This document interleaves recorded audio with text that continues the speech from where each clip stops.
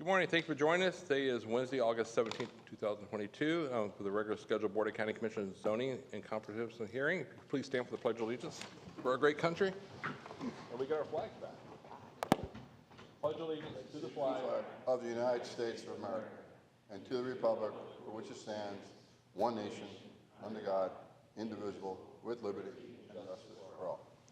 Thank you. Please be seated. If we could ask any guests, please silence your phone. I'd like to recognize we have our Chief Hearing Examiner, Donna Marie Collins, here today, Amanda. So thank you for being here this morning. Good morning. First case. Good morning. For the record, Dirk Danley with the Zoning Division of Community Development. Our first case for you today is DCI 2022-00009.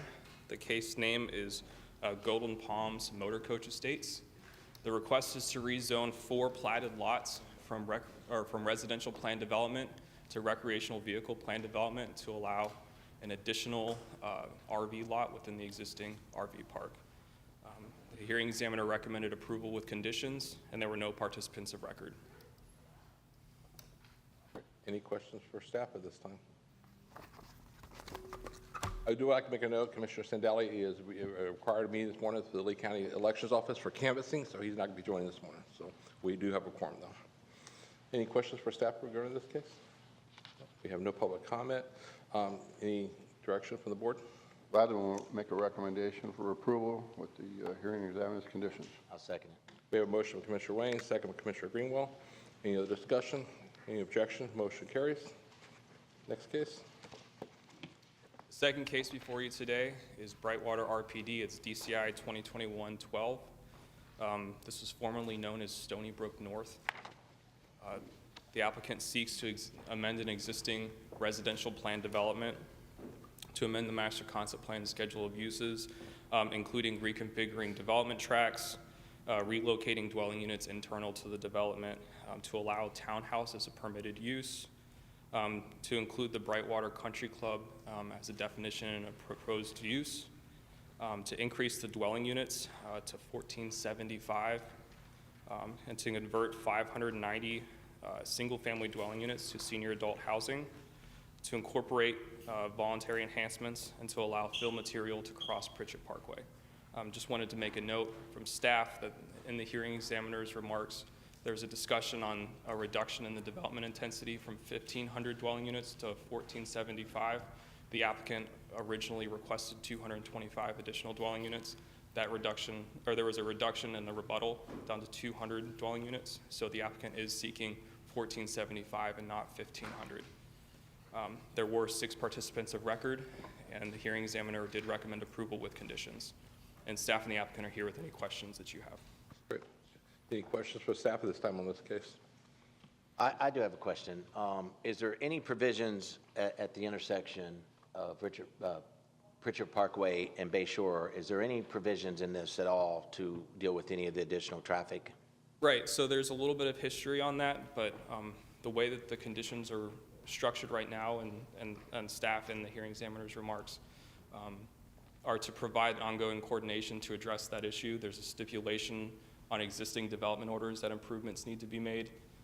And then FDOT, there needs to be some coordination between FDOT and Lee County DOT on what the correct improvements need to be made on this site. And we weren't able to finalize those plans during the zoning process. So moving forward, we've carried forward that condition that there needs to be that coordination between those agencies and the applicant. Thank you. I have a question regarding the intersection. Will be a light required there by the developer or any type of traffic improvements? My understanding right now is there's not any certainty of what's going to happen at that intersection.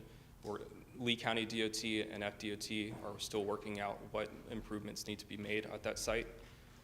My suspicion is probably not, but I can't say that for sure. I think one of the concerns, Chairman, will be the fact that they just put a light at Knoll right there, and I don't think that meets the criteria for the distance is going to be the issue, I believe. Okay. I'm not 100% sure of that, but I think that's a very good possibility. Yeah, and the applicant team may have some more backup information on that what's been going on behind the scenes since our zoning procedures. Any other questions for staff before I'll ask the applicant for? Thank you. Would the applicant like to address the board? Morning, Steve. Good morning, Mr. Chairman. Steve Hartzell with Pavis Law Firm on behalf of the applicant. We've got a brief presentation of some of the positive aspects and benefits of the project that we would be happy to go through. And I am going to do my best to pull that up. It's amazing. With me today are the project consultants, Stacy Hewitt, our planner from Banks Engineering, Ted Treesh with TR Transportation, Sam Marshall is our engineer, Kartik Goyani is with Metro Development Group, and Ashley Palmer is our ecologist from Dex Bender and Associates. Our request today is simply to amend the existing 2004 RPD, which is already under development. For the record, we agree with the staff and the hearing examiner's recommendations for approval and with all the conditions that were proposed. As the staff and hearing examiner recognize there are a number of very positive benefits associated with the amendments, I'll briefly summarize some of those if you would like. Otherwise, we could have the team answer questions. First, this is an amendment to an existing RPD. That's important to understand because it's already demonstrated compatibility with the surrounding area since it was approved in 2004. It's been found compatible and consistent by both the county staff and the hearing examiner. It represents infill development because the infrastructure is already in place there to serve the additional 225 units. And as Dirk pointed out, and as we agreed at the hearing, we offered to reduce that to 200 additional units, and we stand by that offer, so it would be a total of 1,475 units. Those 1,475 units are still fewer than the 1,552 that are otherwise permissible. With the deed-restricted 590 senior adult units, the actual trips that are associated with this amendment will be reduced compared to what's already approved right now. And as we pointed out, we're going to reduce that by another 25 units. Although the senior housing results in fewer trips, by 200 additional units, we're actually going to pay more impact fees, which can be used for road improvements out there. The amendments move the dwelling units internal to the site, away from the 34 acres along the perimeter of the development, including areas along Potash Creek and Bayshore Creek. We previously had 5 acres of wetland impacts that we've eliminated. So all 63.5 acres of wetlands are going to be preserved within the 123-acre conservation easement. We voluntarily met with the neighbors, concerned citizens of Bayshore, and the on-site residents as well. And we included a number of voluntary enhancements which are outlined in condition number 36. And finally, the Brightwater Country Club with the Crystal Lagoon residential recreational amenity is deemed to be a permitted use and is similar to a golf course amenity. It has limited non-resident access, which helps to offset the residents' fees, as well as to share that amenity with the community. And that's limited by condition number 34. Now at this time, I can have Stacy Hewitt walk through a number of the voluntary enhancements, or we can answer questions if you would like.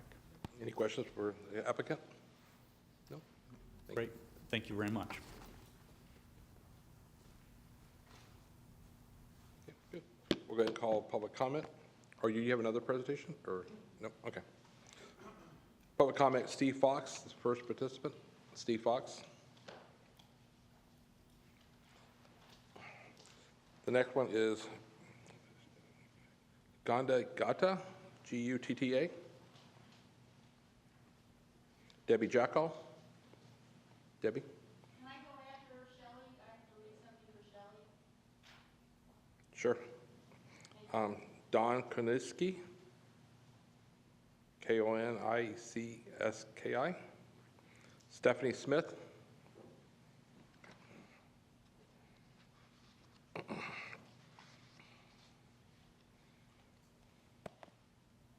morning. Morning. Are you Stephanie? Yes, I am. Okay, thank you. My name is Stephanie Smith. I moved to Lee County in the 1980s from the Panhandle, Florida Panhandle, and I've resided in the Bayshore area for about 25 years. So as a resident immediately impacted by the proposed changes, I recognize the applicant worked to make the development slightly more compatible with the neighborhood. However, it's really difficult to agree that quarter-acre lots are compatible with the surrounding acreage, which is usually about 1 to 10 acres or even larger. So the long-term residents in this area are already dealing with an increase in traffic, especially along Bayshore, as was already indicated, and at the intersection on Pritchett Parkway, at Pritchett Parkway. So with no potential road improvements for 6 to 7 years by FDOT, that's a long time for us to continue to deal with those particular impacts. We're long-term residents and owners, and we deserve to have our concerns recognized and corrected. So regarding the traffic issue for the project, the applicant indicated, and even stated so this morning, that the proposed changes would not increase the traffic generation from the originally approved plans. However, after the HEX meeting, the applicant offered to reduce the additional units to 200, which is great, but they also increased the parking for the Lagoon to a possible 268 spaces.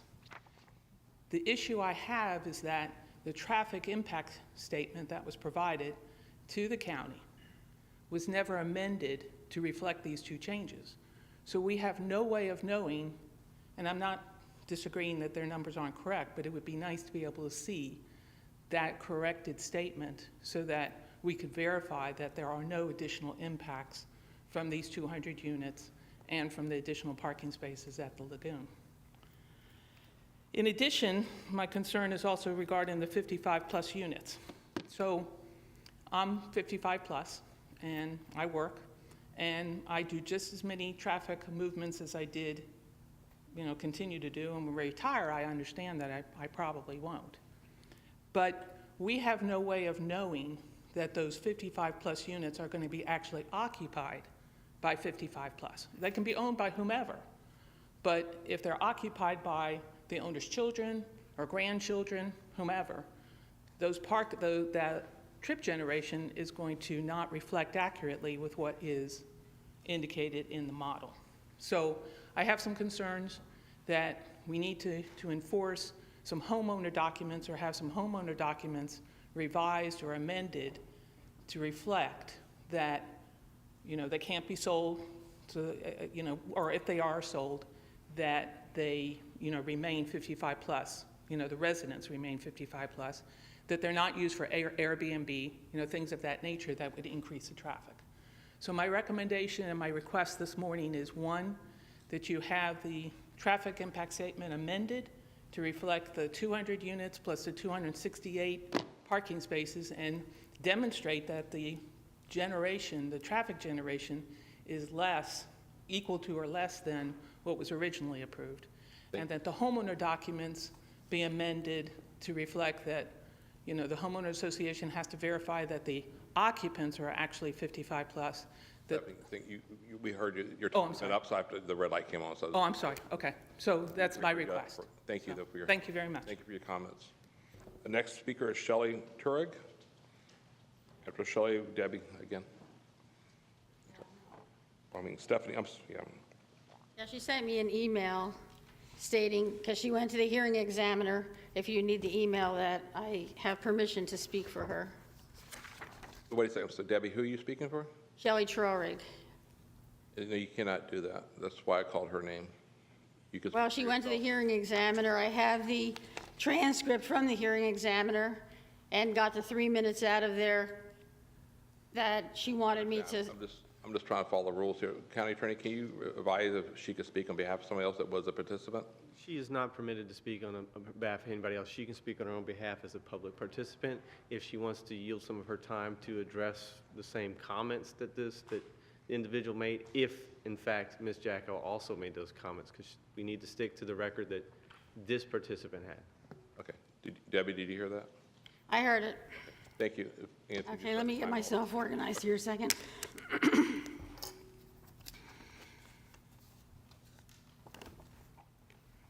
Okay. Okay, my name is Debbie Jacko, and I'm the president of the Concerned Citizens of Bayshore, and I am here to represent them. First, I want to talk about the history of this project. This was brought down from the original 1,500 units to 1,275 units and was a compromise because of where this was located. You're in between two creeks that flood and overflow. You're in an agricultural area where even if it's sub-outlying suburban to the east, the people that are buying it up are not using it for that. They use the acreage that they buy, 5 acres, they use it as 5 acres. We were against this originally back in 2002 because the whole area of Bayshore is in a floodplain, and this makes the area completely different than any other area in Lee County. The water comes down from Cecil Webb and it continues to go down, head south. It goes through my property, it goes under culverts, it gets to this property, and granted there's a large area to hold water, but there's also a berm. The sheet flow has never gone over this 741 acres. It's always being diverted into the creeks, which are already full, and when they're already full, you can't add more to it, and it overflows, and it gets the people that are surrounding it. You can't add water to something that's already filled up and top over, and this is what has happened 5 years ago, and it's not a good drainage plan. I have an issue about the 590 senior housing units. Senior is 55 and above, and they're taking 48 units from the general interchange and 177 additional units. This was the original of 225. They say that these people are not going out to work every day, and they use 0.3 trips per day. So it would take them 3 days just to make one trip, and I'm not even thinking that that's a round trip. That is one trip. This is completely wrong. I pulled it up on the United States Census for Lee County, Florida employment. For 55 to 59 years old, there's 67.2% of people who work. From 60 to 64, there's 48.9% people who work. From 65 to 74, there's 20.2% people who work. So the fact that they're believing all these 590 houses of people 55 and above are not going to work, that are just staying there and are buying into this community, if they were that wealthy, they wouldn't buy there. The traffic is terrible. There's so many disadvantages to buying there. So their whole statistics are completely wrong based on the United Census. Have an issue also with Bayshore Road to the east is at a level F, Mellow Lane is at a level F, Bayshore west of Slater is at a level F. So you're sending out 1,275 or more, and probably 2 cars per place, and you're sending them out onto roads that are failed. You need to fix these things before you add more and more people onto these roads, because they're going to get disgusted being stuck in all this traffic. The interchange, 3.45 acres they're trying to get units out of, is probably going to be taken up when they widen Pritchett Parkway for all the traffic. Debbie? Yes. The light's on, I'm sorry. Your 3 minutes is up. Can I have Shelley's 3 minutes? No, I wish I could, but they kind of we have to be fair and be, fair and impartial to everybody. So we heard your message, and we're going to So we are against it. discuss some of these items. 1275. Thank you. That's it. If that's the last participant on record, we'll come back to the board. Any questions for the applicant or anything else, or the applicant wish to address the board?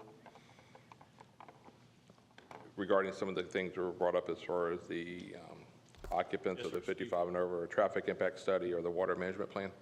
Yes, Steve Hartzell for the record. Just briefly, with regard to the question about whether senior housing has lower trip generation rates or not, it's well established.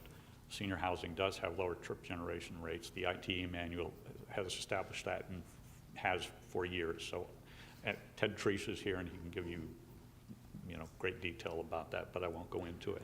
With regard to the senior housing being required, condition number 3 requires that the declaration of covenants and restrictions must be provided as an amendment to the Phase 2 development order to make that senior housing, as Ms. Smith suggested, that be part of the covenants of restrictions. So yes, that will be a required part of their documentation. And the traffic studies have taken into account, it began with basically 10% fewer trips based on the traffic study compared to what's existing now. And we've reduced that request from 225 to 200. So we've reduced that increase by more than 10% as well.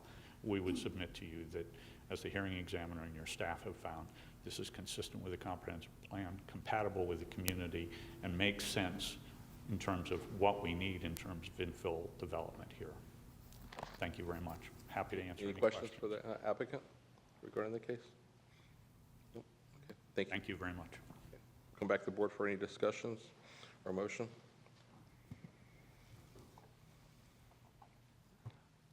I'll motion to move it forward. I'll second it. We have a motion, we have a second.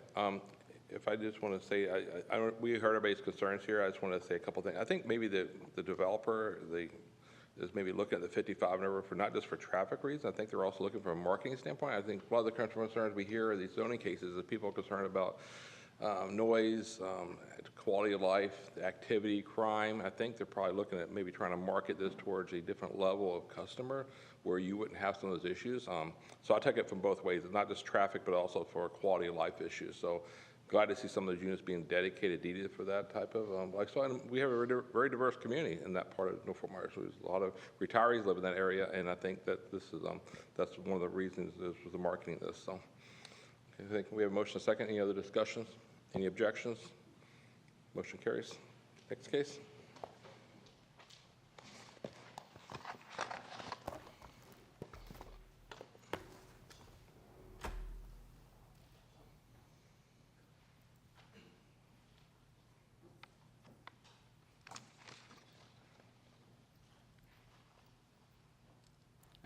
Good morning, Commissioners. Brandon Dunn with the Planning Section here today to talk about an update to Map 3A of the LEED Plan. This is CPA 2022-00004. This is a county-initiated map amendment. The board directed us to process these plan amendments in February of this year, February 2022. The update to Map 3A of the LEED Plan's Transportation Map Series identifies cost-feasible roadway projects in Lee County. This update is needed to maintain consistency with the Lee County Metropolitan Planning, or the MPO, 2045 Long-Range Plan. Based on board's direction, staff, community development and transportation staff reviewed our transportation map series and identified updates that were needed to the cost-feasible roadway map. These notably include the Alico extension between the existing area where Alico turns southwards up to the connection with Sunshine and State Road 82. That will go from 2 lanes to 4 lanes. It's currently shown as 2 lanes on the map. And to Corkscrew Road from Alico Road, from the intersection of Alico Road and Corkscrew Road to the intersection of Verdana Village. That is a new addition to the map to go from the existing 2 lanes to a 4-lane road. The board transmitted these amendments to the state reviewing agencies on June 22nd of this year. Staff transmitted the proposed amendments to the state reviewing agencies. They were reviewed, and we received no objections concerning the proposed amendments. Therefore, staff recommends the BOCC adopt the proposed amendments as shown in Attachment 1. Great. And we are here for any questions. Any questions for staff on this amendment? No. And this is open to public comment. To anyone, correct, Michael? So any public comment on this item?